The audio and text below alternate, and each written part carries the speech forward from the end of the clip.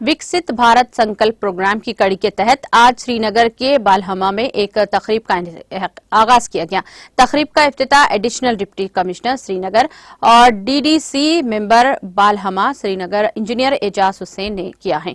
Programme के दौरान सफाई मुहिम का भी इफ्तिताह किया गया, जिस दौरान इलाके में सफाई सुथराई की गई। वहीं शजरकारी मुहिम के तहत गवर्नमेंट मिडिल स्कूल बालहमा में कई पौधे लगाए गए। प्रोग्राम के आखिर में शुरका ने ओहदा लिया और मुल्क की तरक्की और तामीर के लिए अपने ताउन पेश करते रहेंगे।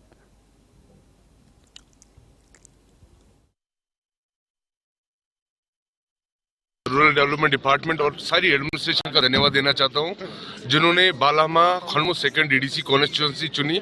जो विजय संकल्प विकसित भारत जो यात्रा हो रही है पूरे देश भर में, जो माननीय प्रधानमंत्री जी ने 15 नवंबर को स्टार्ट की है, आज बालहमा से भी श्रीनगर डिस्ट्रिक्ट में बालहमा से स्टार्ट हो रही है।